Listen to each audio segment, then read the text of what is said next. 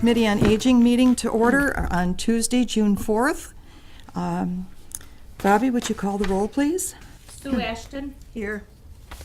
Heidi Basford-Kirkhoff. Here. Julie Kiefer. Here. Burton Blassingame. Here. Ron Durkop. Here. Sandy Klecko. Here. Julie Maslowski. Here. Judy Ritchie. Here. Deb Allison Osby. Here. Jean Wallerman. Here.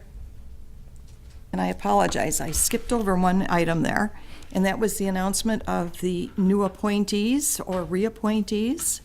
And we have Julie Kiefer, our new person. We have we have Lurton Blassingame as a reappointment, and myself. So we have that. Moving on.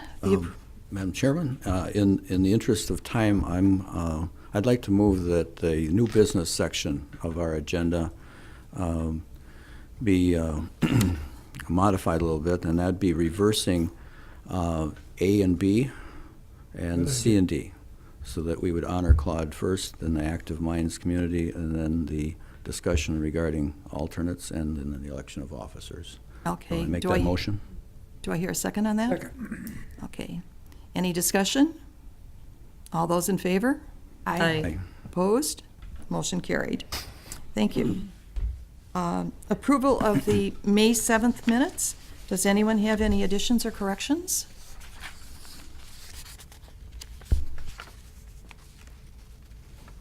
Motion to approve? So move. Second? Second. Okay. Discussion? All those in favor? Aye. Aye. Opposed? Okay. Citizen statements. Julie Davids, did you have anything? No, I'm just observing. Okay, I'm good. good. Cindy? Yeah, I have some things I'd like to share. if that's Okay, if you'd like to use the podium so that we have, Oh, sure. I think Erin has probably spoke about our evidence-based program several times in the past. We have our most updated list here of the classes coming up.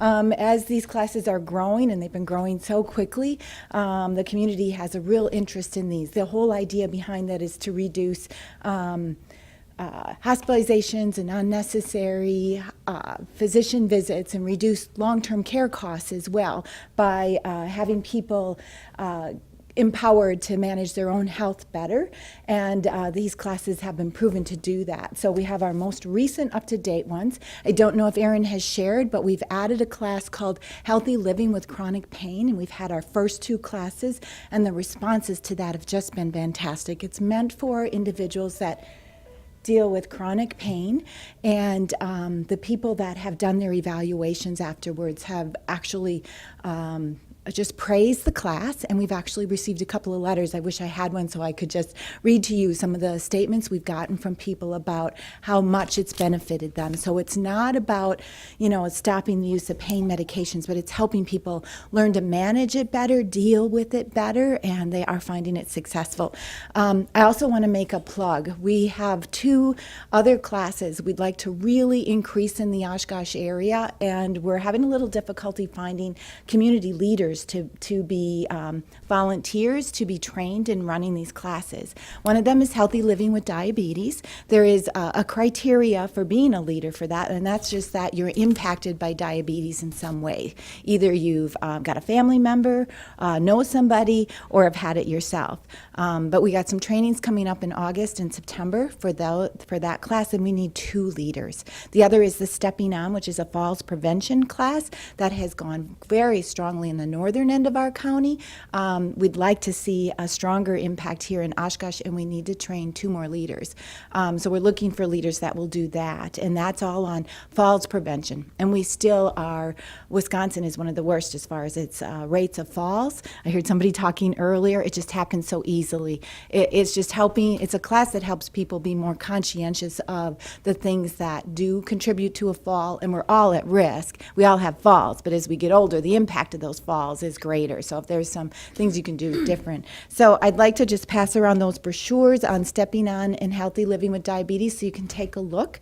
And I'll give you our class list. And there's contact information. If you know of somebody, we're in desperate need of more leaders so we can have these classes. So please think hard in those contacts that you have and reach out back to Joanne, our coordinator, if you could. So thank you. Cindy, the health department is involved in the wheelchair wash too, correct? Yes, we are. Mhm. You want to talk about it? We have it later on the agenda, but it's appropriate for you to. Yeah. Now, Erin is the one sitting on the committee, so I'm not sure that I know all the data, but we do have one coming up on June 22nd, this Saturday, at the Farmers Market. It's actually going to be in that parking lot that used to be the auto dealership, so it's right on the street where the farmers market is happening. What they do is they have people available to transfer people to different wheelchairs so that their wheelchair can get a little tune-up and get really well cleaned. We have in the past, and I believe this time as well, some local, what do I want to say, elected officials or popular people, I can't think of the term I want to use, but celebrity, that's the word. Thanks, Ron. Coming to help clean those wheelchairs. So Mark Harris has been there in the past. Some of our county board members have been there. So June 22nd, Saturday. If you know of somebody who needs a wheelchair or you'd like to volunteer, we'd love it. Thank you. Yeah. Does anyone have any questions for her? No? If not, we're good. Okay. And You'll pass one. I neglected to ask Julie Kiefer, you want to give us just a little snippet of your background and how you feel you fit in with the Committee on Aging? Sure. I've been working with older adults for over 20 years, first in housing, and then took a retirement for about 10 years to have a family. Had a child with a disability, and got involved in our local ARC. And so then went and worked at the senior center and spent a couple of years there. And now I'm at UWO in continuing ed, where I run the learning and retirement program, our grandparents university, and some women's wellness programming. I hope everyone will welcome her warmly. I've known her and her family for a period of time, and they're very much community-oriented. And the upbringing that she had in Houghton, Michigan, and her family here, doing a great job. So thank you, Julie. Okay, moving on to new business with our revised agenda. We'll be honoring Claude Benedict for 15 years of faithful service to the Committee on Aging, and many more years total involvement in the community and neighborhoods and friends and church and wherever. So, Claude, Mayor Palmieri, please.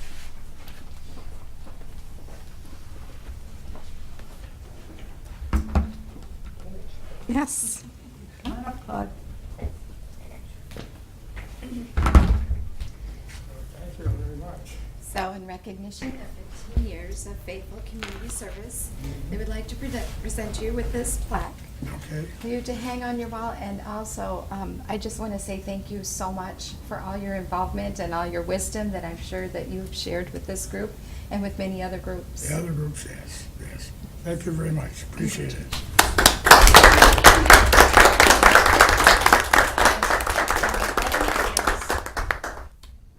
As I remember you for many years, before and after the committee, what a kind gentleman you are, generous and everything. Thank you very much for that. I appreciate that. So with this is from the Kindness Revolution. It actually acknowledges people who go out of their way, and it says, thank you for your service. And Sean Dockery here in town has really worked with that and has asked me to be one of his ambassadors. So thank you, Claude. So it's a privilege today to contribute. That's not up, you know, just say something to do. Thank you very much, kiddo. Thank you.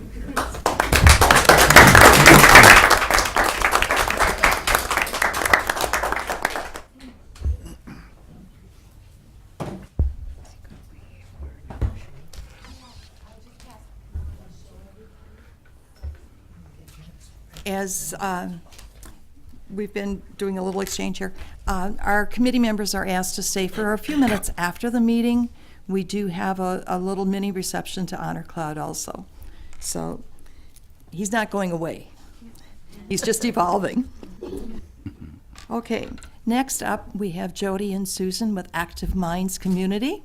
And if you'd like to take the podium and begin your presentation.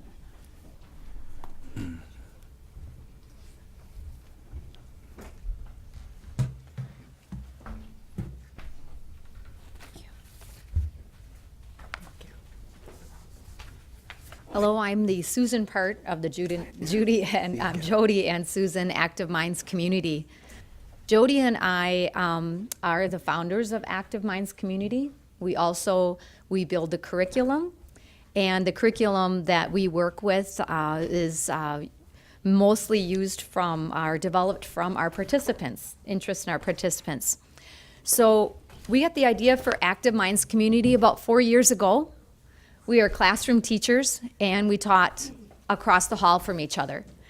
We had on our spring break volunteered a couple times in my mom's classroom, and my mom's a senior, and she has vascular dementia, and we volunteered during spring break in her classroom.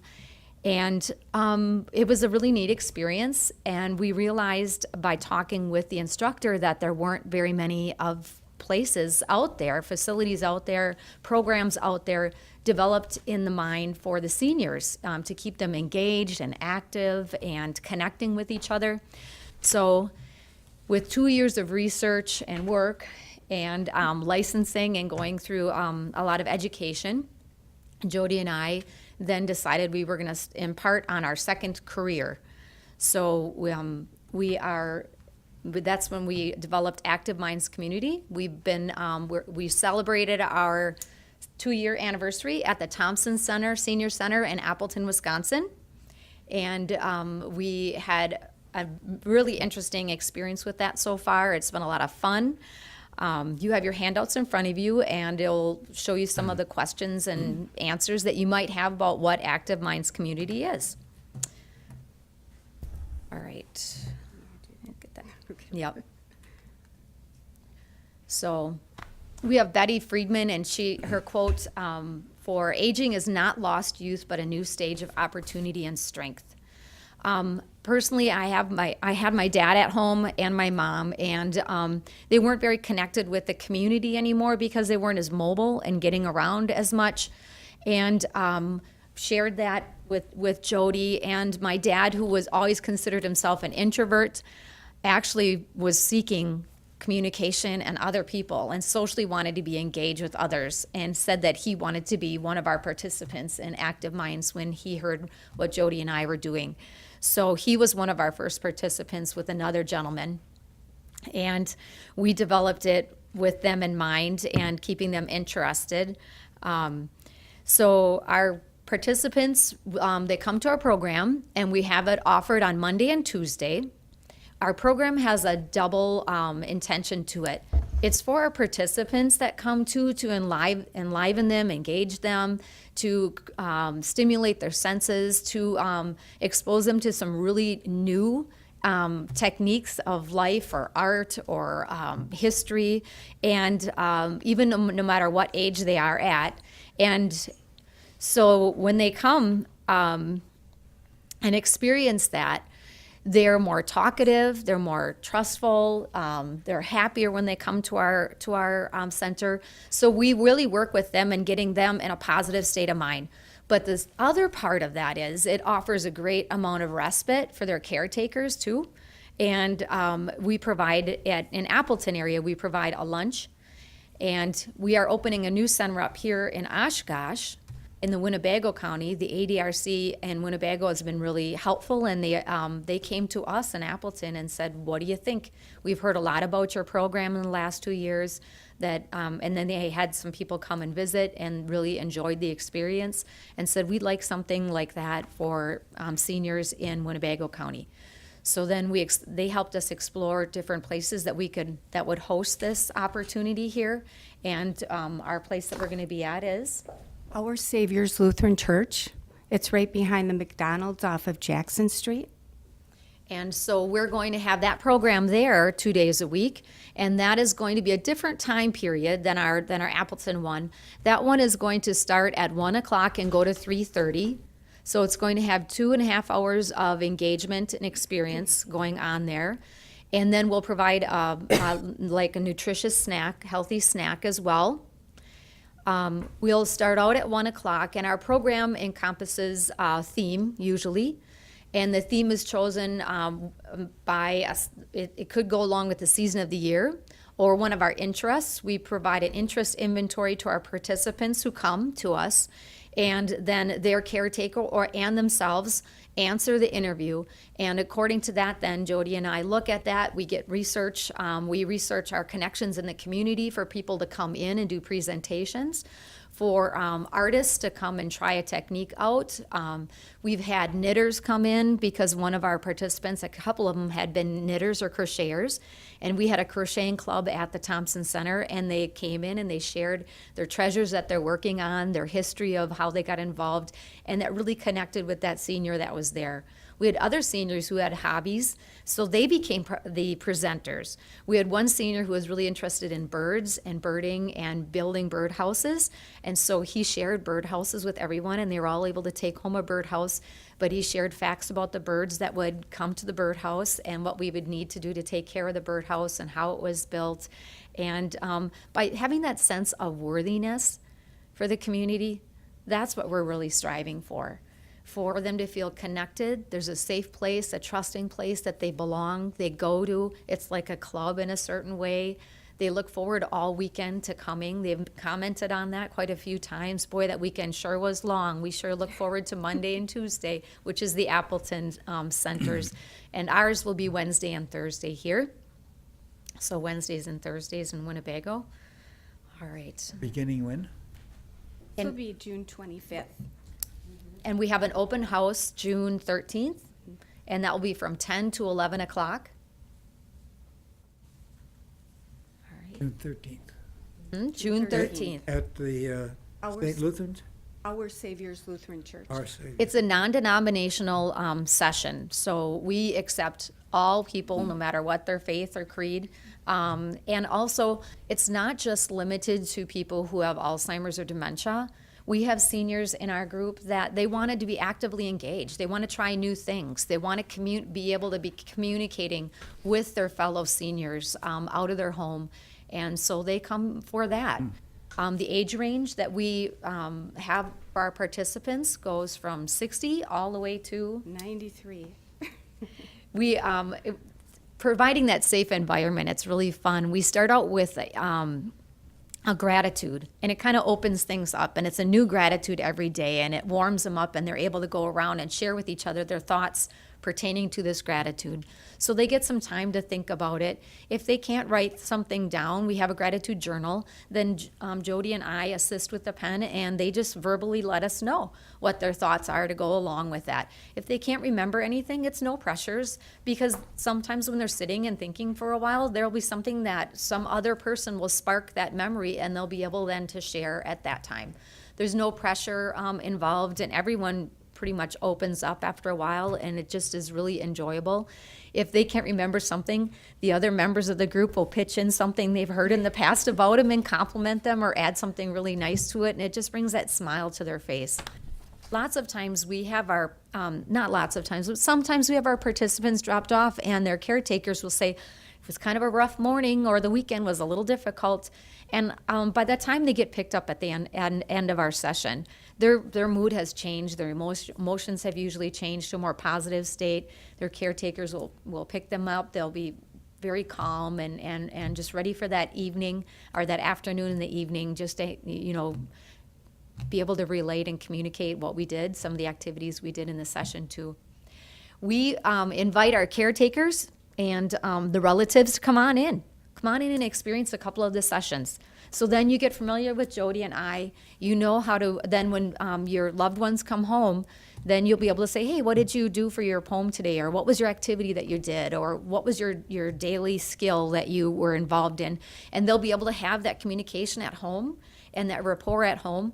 I know some of you probably have been parents, and your children had come home at times and sat at the table, and you're like, "Well, what'd you do today?" Nothing, you know. So that's why if the participants come in, they'll be more involved in it and know what's going on and be able to stimulate that conversation at home as well. So we really encourage loved ones. We've had brothers or sisters come in of participants and also be presenters. We've had one family that they have a sugar shack out in New London area, and they shared pictures with what they do to get the maple syrup out of the trees. They brought in some of the equipment and presented to our group, and then we had pancakes and maple syrup for our lunch that day, you know, and we just had a great experience with that as well. So there's a lot of humor involved when we're working with each other. We always have a joke or two or a cartoon to put up there. We do use visual aids that are really nice. We have a computer and projector, and that helps stimulate memory too, to see a picture of something.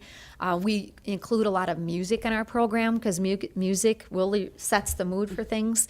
Some of our participants will request some of their favorites, so we're able to go into the internet and pull up some favorites or research and maybe do a little biography of some of their favorite people in history or interesting artists that come up. One of the funny things that happened, one of our participants had turned 94. And one of our gentlemen on a group, being very cavalier, said, "Wow, you look really good for 94." And she really did look good for 94, pretty awesome. She goes, "Well, it's the lipstick." So it will keep you in stitches and laughing at each other and in a good way and supporting each other. We do have where we have learning experiences, and we were studying the world and different facts about the world because someone was interested. There was something going on with stars and a meteor shower. So then we did an outer space and a world theme for a couple weeks. And after learning for a couple weeks and writing our thoughts down on the board, our participants came up with an incredible poem together as a group. And the poem went like this: ocean, water, blue, sparkling, crashing, reflecting, waves, currents, volcanoes, mountains, separating, changing, growing, massive landforms, continents. So they came up with, we do poetry. Every single class we are involved because poetry involves the senses and emotions. We don't write poetry every single class. We usually find really great poems that go with our themes that complement what we're working on or thinking about. And the participants then will see the poems up on the projector, and they'll pull out a word that really means something to them or a feeling that they get that is evoked from the poem that goes on. We have, like we've mentioned, we have specialists come into the classroom, and one of our specialists is pretty amazing. She's a watercolorist, and she comes into our classroom, and she has taught us how to watercolor. I mean, all of us. Our 94-year-old is like, "I've never done this before. You know, I don't know if I can do this or not." And just put your brush to the water and swirl it around, and she was just wonderful with doing that. And Jody and I noticed that when we were watercoloring, the room was so focused, so quiet, but yet so intense. And after we got done, we asked our group, we said, "Well, what was going on? What were you thinking in your minds at that time?" And this is what some of them said. They said, "The colors were blending. We felt warm. There was a warmth, a warm feeling." So it was worry-free. You go into the picture, were some of the other comments. It was peaceful, tranquil, fun, joyful. I like being creative. I didn't know I could do this. So we've had a carver come in, and he presented a couple different carvers that were pretty amazing, and they presented as well. And then our participants actually, we got soap out, we got some little wooden tools out, and they carved an owl out of the soap. And just to do that, we make a lot of really neat projects as well. And then we bring in gift bags, and they're able to give presents to their loved ones, to their nieces or nephews or grandchildren that might be away. Cards we make, and we have one gentleman who has a grandson in the service that he's very proud of in the Navy, and he sends the cards to him, and we provide cards as well that they can go through for free and send them on out. They have the address, we have a stamp, and so it's that whole idea of communicating and building connections and keeping very active. Quality of life. Yeah. That's the most important. We know through all of our research that the journey for Alzheimer's and dementia, it can't be, we can't cure it. But we know that along the way, we can change that journey. We can create a joyful journey. We can create moments of happiness and experience, an openness in life and a connectedness to others and a worthiness. And that's what we're all about. And your telephone number? 920-422-1986. And ask for either of you? Yes, Jody, Jody, or Susan. Good. Thank you. Thank Any you. other questions from anybody? Do you have a Facebook page? or- Yes, we do. Okay. And Jody does a great job with that. If you look up Active Minds Community, Appleton, Wisconsin, it'll come up there. Okay. Is there a cost? There is a cost. Okay. It's $30 per session. Okay. We do have, if the people qualify, there's funding available. We have Lakeland Care, and they have funding available if they qualify and they go through Lakeland Care. Also, the ADRC, if they qualify, there's funding available through that.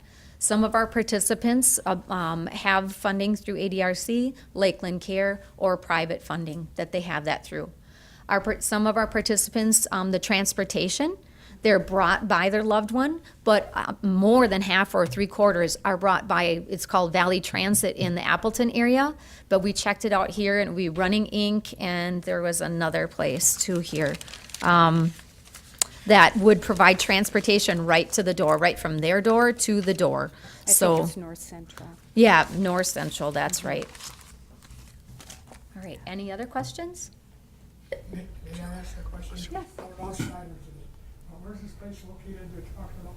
It's called Our Savior's Lutheran Church. Oh, Our Savior Church. Yes. And if you know where the McDonald's is off of Jackson, Yes. it's right behind there. Oh, my God. It's on Wisconsin. It's in my neighborhood. I didn't even know that. Yes, it's right there. Yep. Thank you. You're And welcome. they were generous to use their community room that wasn't being used, and so now we're going to be, it's a nice facility and really welcoming, and we hang our pictures and different things up in a gallery there, so we're gonna be having that. So we offer the opportunity of anybody to drop in at any time from 1 to 2:30. 3:30, and check it out and see what it's all about. This would be every Wednesday and Thursday, and it would be from 1 to 3:30. For how long? No. Year round, Oh, year round? year round. Ooh, Yes. Yep. all right.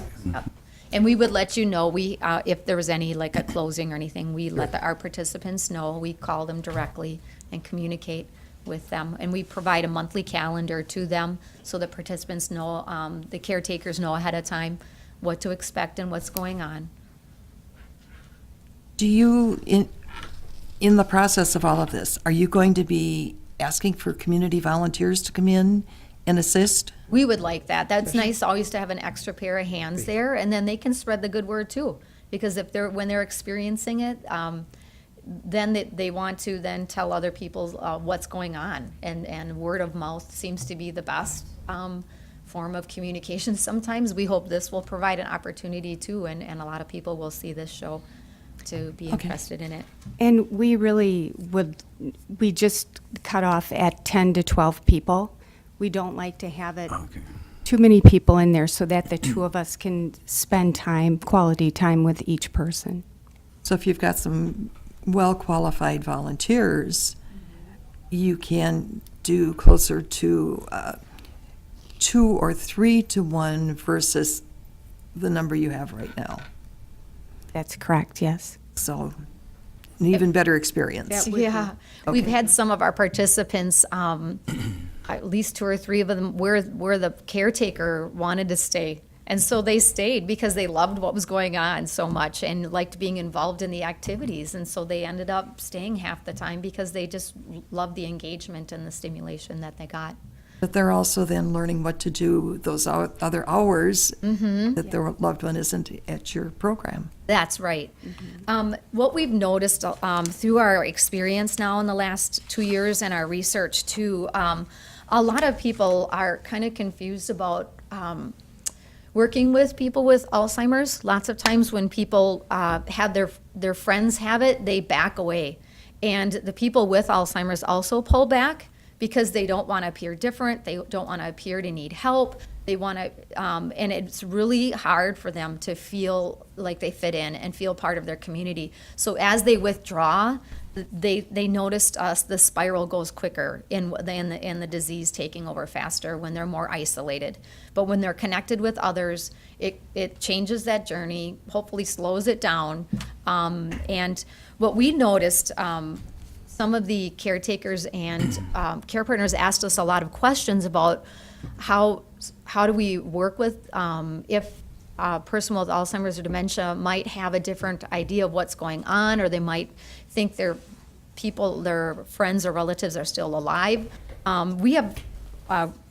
There's a really good resource on the Alzheimer's website that lets you know what to do and how to talk and carry a conversation with people who have Alzheimer's or dementia. But we have 10 absolutes for communicating through Alzheimer's here that we follow. And it's number 1, never argue, instead agree. Number 2, never reason, instead divert. Number 3, never shame, instead distract. Number 4 is never lecture, instead reassure. Number 5, never say remember, instead reminisce. Number 6, never say I told you, instead repeat. Number 7, never say you can't, instead do what they can. Number 8, never command, instead ask. Number 9, never condescend, instead encourage. And number 10 is never force, instead reinforce. Say 10 again. Never force, instead reinforce. Yeah. So giving too many options can be very confusing. But we do like options and choice in life as people. So we do offer at least 2 choices with what you want to do. So do you want to watch TV now, or do you want to play a game? So it's 2 choices, but it's positive in either direction for them, no matter what choice. So you always try to think of what the positive outcome could be to keep that state of peace and joy where it should be. All right. Jody and Susan, since you limit your capacity to 10 or 12, I think you said, have you had to start a waiting list or turn people away as yet at their experience with the Thompson Center? We have not. Not so far. Okay. No. Okay. It's interesting because someone will come on Monday and they might not come on Tuesday, and then someone else comes on Tuesday, so we have not had that problem. Okay. And also some of our participants have transitioned to an assisted care facility. So then, we've had some openings that way. So then other people fill right into the openings. So that works pretty nice that way. And if we did have a longer waiting list, we would then open up some other sections that we could accommodate. And they said at Our Savior that they would be willing to change some times and accommodate as well. Oh. So that's really promising. But what we've researched and what we see, there's not a whole lot out there, and that concerns us because we really want to make a difference in a community and provide a lot of wonderful opportunities for seniors. Is there the Socrates Cafe that's similar to that in the library?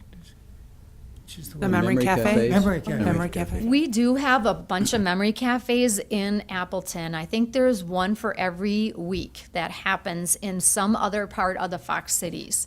So what's different with that is they'll ask a presenter to come in, and let's say an artist, and then the people that the caretakers need to stay then with their participant, with their loved one the whole time. And actively engage with each other. So it's a different nuance of what's being offered. And it's usually an 1.5-hour program and not a 3-hour. And the nice thing about Jody and I, the 2.5 to 3-hour program, are people that come, the caretakers can then go to a doctor appointment, can go to lunch with their friends, can go to a library, can do errands, and they can leave while we have their loved one in a really great stimulating environment. All right. Thank you. I want to commend you for what you're doing. I think it's really a wonderful service. And many, many people who are caregivers don't want to leave their loved one or can't trust a person, so to leave, to go to like a doctor appointment or this kind of thing. So that's really encouraging. I remember one lady that I cared for slowly got Alzheimer's. She went to a drugstore and couldn't find her way home. She couldn't find her way out of the drugstore, number one, so she had to get help with that. And then once she got out, she didn't know where she was. So that was a big, change in her life. And she had been a very successful businesswoman, lived alone her whole life, and did not want any of her friends to see her in this state. So she withdrew totally, became very isolated, and was very hard to help. Yeah. And along with that is how many families park their loved one in front of the TV as a distraction and lack of stimulation. So programs like this, we need far more. And when we look at the numbers that are diagnosed every year, the need is going to be there for a long time. Definitely. And we get so much out of it too, in our life by being able to give back to our community, being able to love, and looking forward to different parts of our journey, but also sharing where we're at. And we have a lot of wisdom that's being shared with us to make our journey a lot better place too. So we laugh a lot and we have so much fun. And we really wanted to bring joy to our participants. And lo and behold, we're getting more joy, I think, than it's just wonderful. Yeah, it's definitely a give and a lot of receiving, a lot of love. All right. Well, thank you very much. And we'll certainly be checking up on you periodically. And feel free to give updates regularly too. Thank you. Thank you. Okay, moving on. Ray? Yes, Judy. The item that I'm here to discuss with you is regarding alternate committee members for boards and commissions. This is something that the mayor and the council have requested all city boards and committees give them some feedback on. And the purpose is this board has been really good with having quorums and having members show up. But they're looking at other boards that may not have that luxury, or people may miss a meeting, and having possibly up to 2 alternates. The alternates would be on the board, they would be attending the meeting, so they'd stay abreast of everything, but they would not have voting rights unless one of the regular members were absent. So if somebody from this meeting couldn't make it and the alternates were here, one of those alternates would step in and have voting rights.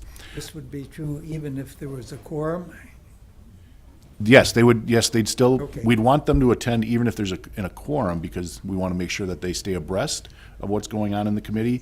But also, I think the council's looking at it as almost the training grounds for future committee and board members as well. So to see if they're interested, if an opening happens over the next couple of years, they may be able to step into that role as well.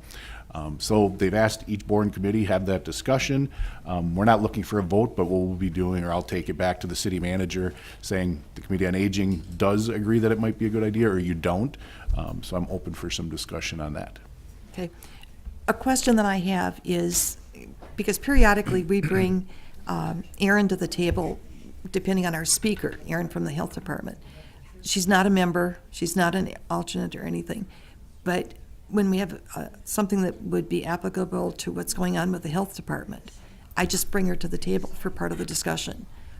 Would those alternates be able to sit at the table and participate actively, Yes, that's what we would expect. but not voting? They would not have voting rights unless a regular member was absent Right. from the meeting. Okay.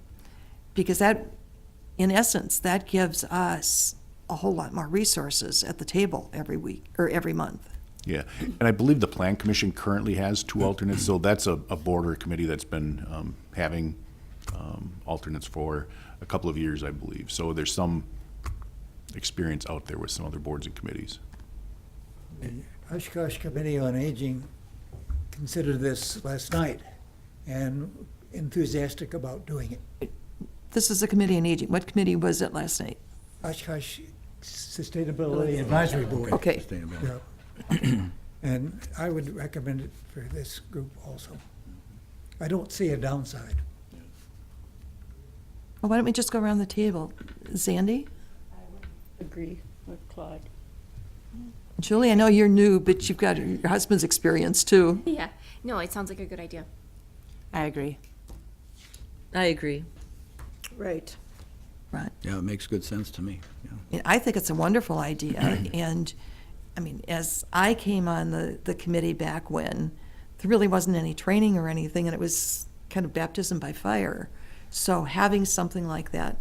And we've been fortunate this year, not only our committee, but some of the other committees, that there's more applicants for positions on the committees. And we didn't used to have that.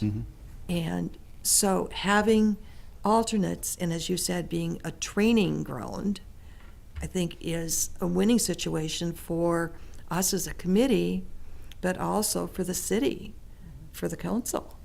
Yeah, and you touched on a good point, Judy, that anybody from this committee is aware of somebody else that might be interested. Make sure that they're going to the city website. They can always apply to be on a board or commission, but if they have this specific interest here, now would be a good time to do that. Or if anybody in the audience is listening and they have an interest, go to the city website and you can apply for any board and committee there. So now is a good time to be doing that, because we will be adding board and commission members if this takes place, so.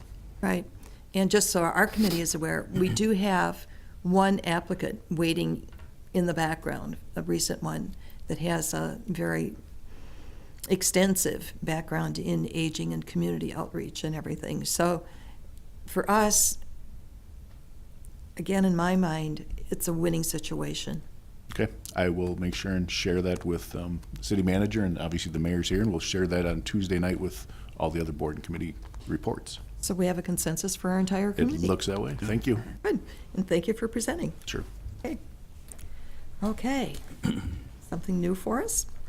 And moving on now, the next would be the election of officers for the 2019-2020 programming year. Do we have any nominations?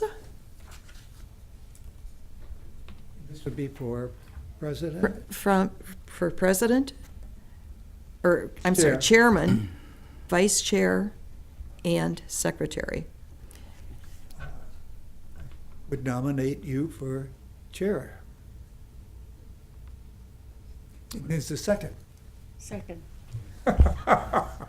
Third. You kicked her, I saw that. You're not supposed to forcibly do that. Do we have nominations for the vice chair? I nominate Ron. Ha! A second. Okay.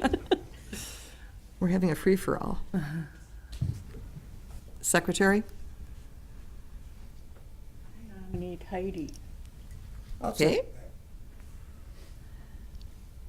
How do you feel about that, Heidi? You've got a person doing most of the work there, so. I'm all right. Okay, is everybody willing to accept that position if elected? Ron? Yes. Heidi? Yes. Okay. Thank you. Okay, I'll call 3 times. Stay with Robert's rules. Are there any other nominations? Are there any more nominations? Are there any more nominations? No. With that, call the vote. All those in favor? Aye. Aye. Opposed? Okay, we're elected. Thank you. Thank you. Thank you. Zandy Well is done. relieved to be of, but Yes, thank you all. I think this turned into a free-for-all. Okay, moving forward, we'll go through the old business and our work group reports, strengthening our partnership with neighborhood associations and other partners. Lurton? Well, it's been a quiet month in the neighborhood associations nestled on the banks of the Wolf River. And I don't have anything this time. Okay, thank you. Improving access to affordable transportation and delivery services for seniors. And at this point, there's nothing to report from that group. Creating community design and policy that supports an age-friendly community. Jean? Well, And improving communication and visibility of available services to seniors. Julie and Ron? I have nothing to report at this time. Okay, I have a few things that I just want to highlight. One is that we have talked before about the legislation proposed to reduce the number of hours of training for CNAs in Wisconsin. That legislation is moving forward. The Wisconsin Assembly recently passed Assembly Bill 76, which is the name of that bill, which would cut in half the number of training hours for CNAs. And the Wisconsin Aging Advocates Association is not in favor of this, and I personally don't think it's a great idea either to reduce the training requirements. But they would reduce them to the federally required levels of 75 hours of training, 16 hours of which would be clinical type training, reducing it from 120 hours, which is the current level, and 32 hours of supervised clinical type training. So anyway, it now moves on to the Senate in this legislative process.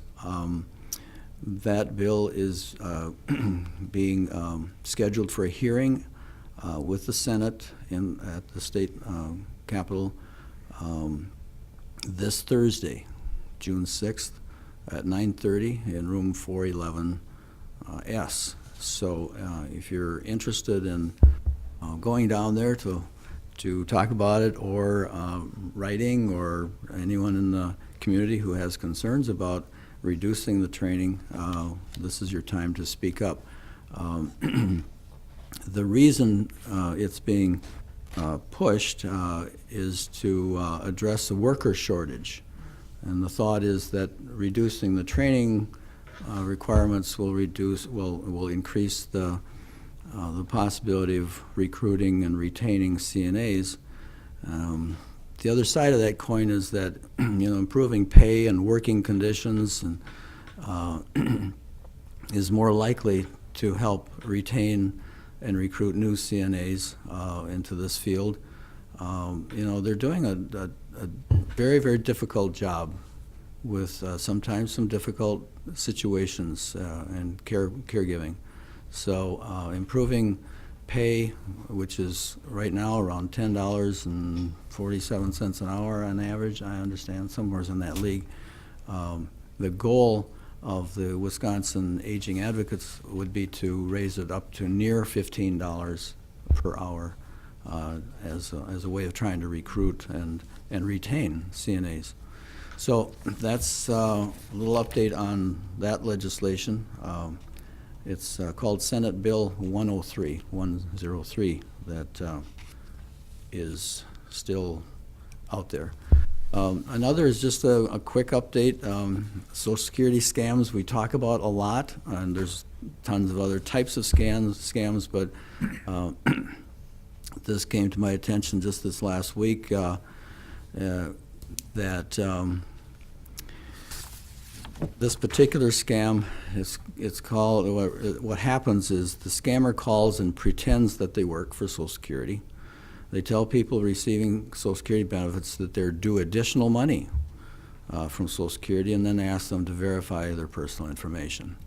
So, who's going to say, "Oh, I didn't know I was due for an increase in my Social Security. Yeah, here's my Social Security number. Blah blah blah." It's a scam. Social Security does not call you, with that information, the scammers can alter the person's address, their telephone information on file with Social Security, and redirect that person's Social Security check to their own bank account. So hang up. Hang up. And what you can do too, if that were to get a call like that, would be to report it. There's a 1-800 number. It's 1-800-269-0271. 1-800-269-0271. That takes you to the Social Security Administration's Office of Inspector General. to report that kind of scam. And just one other area, and that has to do with a state budget alert that came through from the Wisconsin Aging Advocacy Network again. They have 3 priorities that there will be a executive session actually today at 1 o'clock, and the Joint Finance Committee, they're voting on the Department of Health Services budget today. And 3 of the Wisconsin Aging Advocacy Network's priority issues are on that docket. One is has to do with the increase in Medicaid provider rates to address direct care workforce crisis. I'm going to talk just a little bit about that earlier. There's 3 parts of this. It would be some increases to the family care managed care organizations. They're looking at $6 million per year in state funding, with the requirement that the funds that are passed on to family care organizations would be required to be passed on to the workers providing the direct services, the family care workers. One way to increase, again, the retention and pay for the direct services they're providing. The other is nursing homes, to increase the medical assistance rates to skilled nursing facilities and intermediate care facilities by 1.5% annually in this biennium. And then the third one is to increase the Medicaid personal care worker rates by 17% each year. I don't believe that's been changed in probably long before I retired, which is a while ago now. So the idea is to get those rates up to around $23 per hour over the biennium, is my understanding. And right now they're $16.08, I think, is the last figure I heard. And I don't know, do you happen to know? Okay. It's not much beyond that for sure. And then another of their of WAN's, or Wisconsin Aging Network's priority issues, is Dementia Care Specialist Program, to expand the dementia care specialist to the remaining ADRCs across the state. There are 27 ADRCs that don't have a dementia care specialist. Fortunately, Winnebago County got one last year, so we would not be included in that number, but there are 27 counties that don't have them, and 3 tribal units around the state that don't have them either. So that's also in that budget. So that's all I got. Okay. Under other business here also, Jean, would you like to report on Food Truck Friday, please? Sure. Coming up shortly, June 21st, our Food Truck Fridays, which are sponsored by the Friends of the Oshkosh Senior Center, and July 19th and August 16th, held at South Park. You are all welcome to attend. And the time? It is from 5 to 9 p.m. And did I hear correctly, there's like 15 trucks this year? Yes, quite a few, so should be fun. Music, food, raffles, and fun. And for the people that are watching this, that don't quite know what's going on, what happens there and where does the money go? What do the Friends support? So the Friends of the Oshkosh Senior Center support the programs and services that are held at the Oshkosh Senior Center. And the 3 Food Truck Fridays are a huge fundraiser for the center. And you can expect several food trucks and live music. And they also have refreshments and raffles. So. Thank you. And families come and put out blankets and the kids play around. It's a very family-oriented, nice evening. Correct. And the park is in better shape this year than it was last year. Right. So, okay. Anyone else around the table have anything to present? Julie Oslowski? Well, tomorrow at noon at Emerald Care Center, we have the Oshkosh Senior Resource Group, and Joe McClear, his elder law attorney, will be speaking. And then on June 19th, at Bella Vista, we have our concerts on the patio, and we'll be doing our longest day in support of Alzheimer's. And so we'll be raising money for the Alzheimer's Thank you. Association. Julie Kiefer? No, I don't have Zandy? Burton?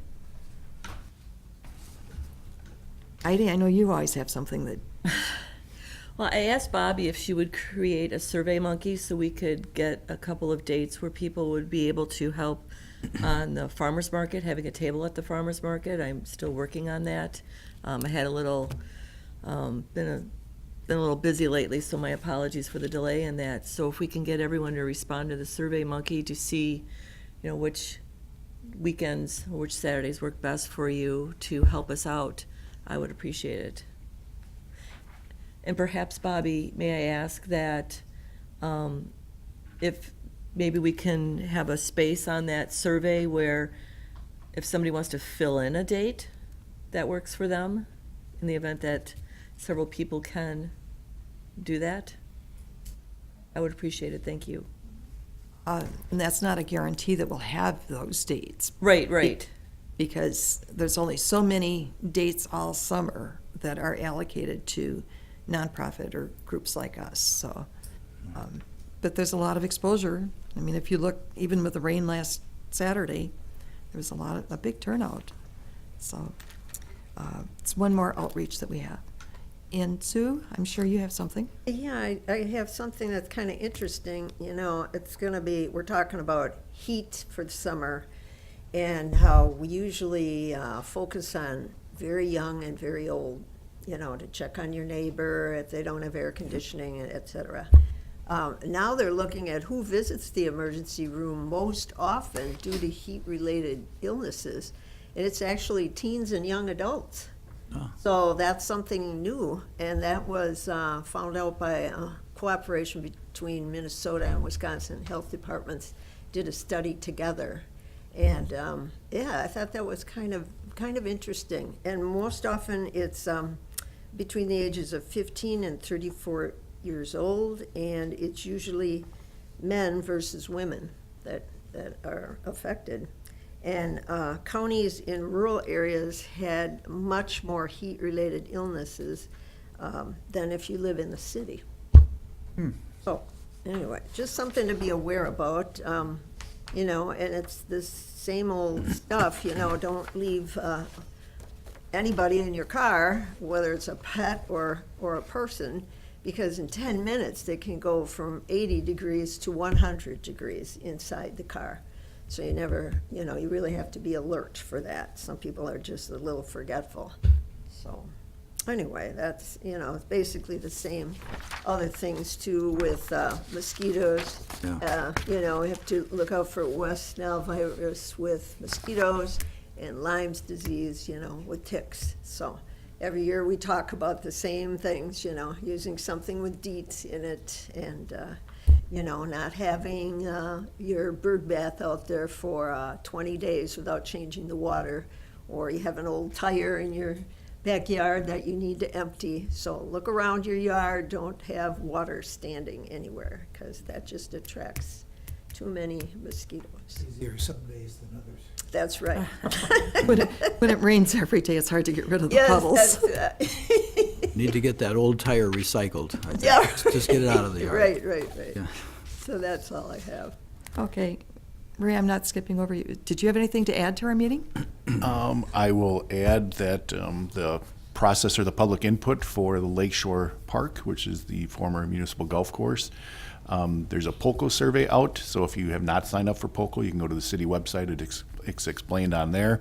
The survey can be filled out through tomorrow, and then we have a public input session this coming Monday, June 10th at the Convention Center starting at 5:30. So we encourage people to get involved and tell us what your hopes and dreams are for the Lakeshore Park. And some of the new changes down at Menominee Park. Which ones do you want to know about? The Eagle exhibit and Yes. a few other things. Well, I talked to Julie a little bit earlier, but as part of the Hazel Street reconstruction, The city will be putting a path on the east side of Hazel Street, going from the intersection of Merritt and Hazel up to Parkway, I believe New York? No, it's not. Irving. Irving. So there'll be a multi-use path that'll go along the west side of the of Hazel Street there. That should be constructed as part of the road reconstruction. As Judy said, the Eagle exhibit at the zoo, we're starting that exhibit. We've ordered some of the materials, and there's a time frame before we get all those materials in, but you'll see that starting to be under construction through the rest of this year, and hopefully have a ribbon cutting before we open next year. A lot of good things going on. Yes. Also, as we talk about the Hazel Street construction, it's kind of a reminder to everybody that this year the fireworks will be shot off over by the old Pioneer, and there'll be a lot of activities going on by the Leach and the whole riverfront area. The parade will go on as usual, just a little relocation and shaking things up a little bit. And I think it's going to be exciting, just totally different this year. Very good. So on that note, because we're never sure with our meeting during the week of 4th of July, I'd like to go around and ask who's going to be available and who will not, to decide whether we're going to have a quorum to do a meeting in July. So, Ron, will you be in town or available? Lurton? As far as I know. Sandy? Julie? Yes. Julie? Yes. No. We know you have family that week. That's right, every year. Okay, so it looks like we will have sufficient for a quorum. So our next meeting will be on Tuesday, July 2nd, right here. And we'll look for a speaker. So on that note, I'll take a motion for adjournment. Go move. Second? Okay. With that, we're adjourned. Thank you, everyone. And please stay for a little bit for our